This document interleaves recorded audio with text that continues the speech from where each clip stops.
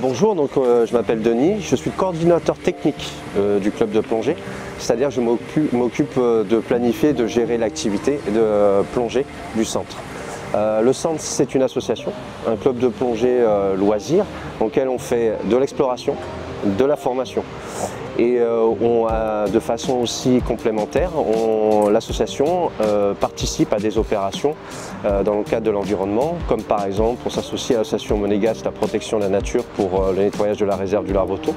On participe aussi à certaines missions scientifiques en les accompagnant, en utilisant les supports et les pilotes pour certains suivis scientifiques dans les eaux monégasques. On amène aussi les gens avec les baptêmes de plongée à découvrir le milieu subaquatique. Chacun dispose d'un équipement complet, combinaison, palme, masque. On va les équiper avec un scaphandre. Un scaphandre, c'est quoi? C'est une bouteille, c'est une veste, un gilet et un système respiratoire. Aujourd'hui, le baptême, c'est entre 0 et 6 mètres maximum.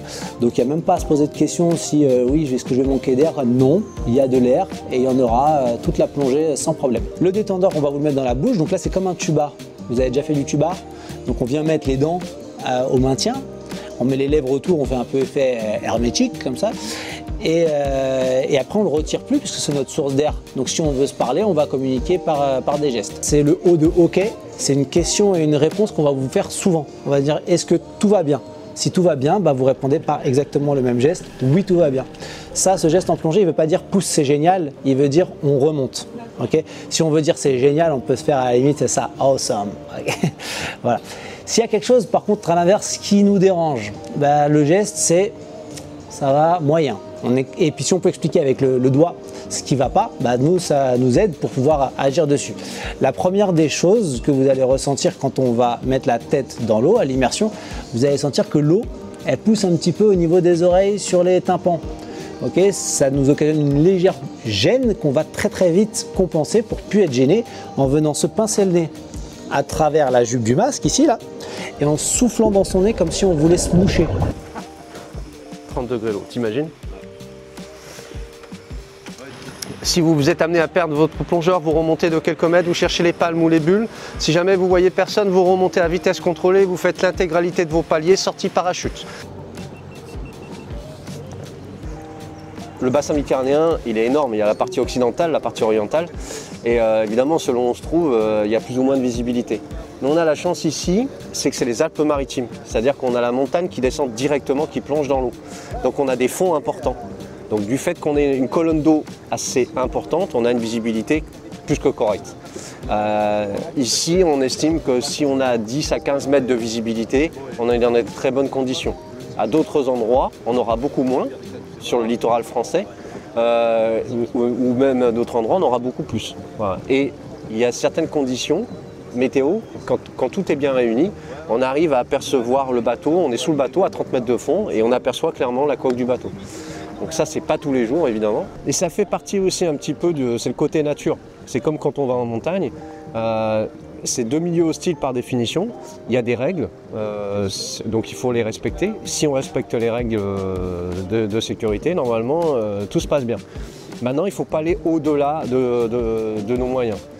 Si on considère que la météo est trop agitée, on n'est plus dans le loisir-plaisir, donc il n'y a aucun intérêt à sortir.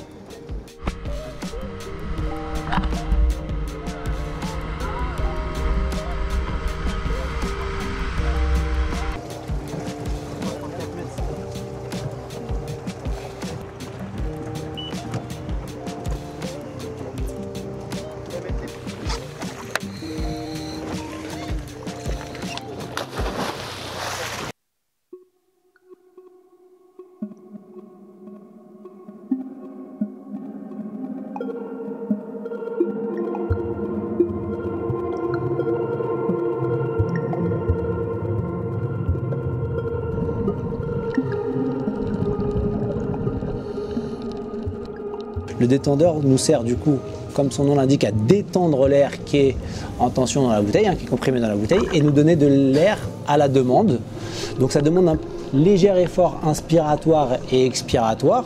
Quand on veut de l'air, il faut inspirer et souffler pour évacuer. Là, ça fait des bulles.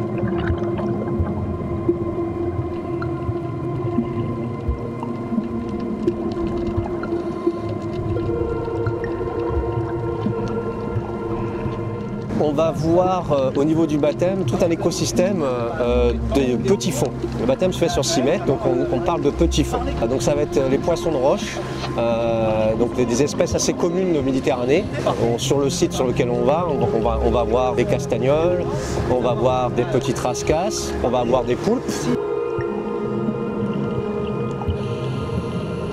Nous, quand on plonge, on traumatise quelque part un peu le milieu, donc on essaye d'avoir une action minime sur ce qu'on rencontre sous l'eau.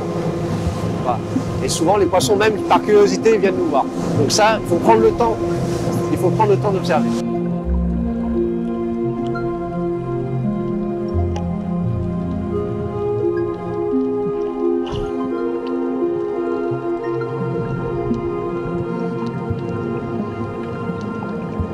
Souvent les gens viennent au baptême de plongée pour appréhender le principe de mettre la tête sous l'eau. La plupart des gens quand ils nagent ou qui ont du mal à nager vont nager, mais ne mettent pas la tête sous l'eau parce qu'ils ont peur de ce qu'il peut y avoir en dessous. Donc ils s'essayent au baptême de plongée pour savoir justement ce qui se passe. Et à partir de ce moment-là, on arrive à franchir des barrières psychologiques et ensuite même à les amener à prendre du plaisir. Le baptême de plongée, c'est un ressenti. On ne peut pas dire ce qui va se passer puisque c'est chacun qui va le vivre pour lui. Et donc au final, ce qui est intéressant, c'est qu'après le retour qu'on a, des gens qui ont des appréhensions, des idées préconçues la plupart du temps, et qui se rendent compte qu'en fin de compte c'est facile, accessible, et c'est un milieu dans lequel on peut prendre beaucoup de plaisir.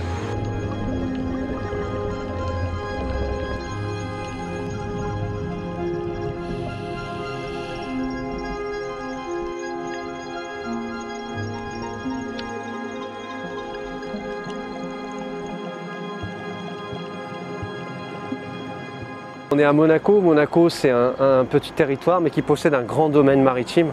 Et c'est vrai que moi-même, étant étranger à la région et en plus à Monaco, la première chose quand je suis arrivé ici, c'était la mer. Et de suite, j'ai eu envie de découvrir ce qui se passait dessus et dessous. Donc voilà, pour moi, c'est vraiment ça qui a été moteur. Et je pense que quand on a la chance de vivre sur le bord de mer, pouvoir plonger, c'est une belle opportunité. Voilà, c'est le message qu'on peut faire passer à tout le monde. Pour les grands et les petits, à partir de 8 ans jusqu'à pas d'âge.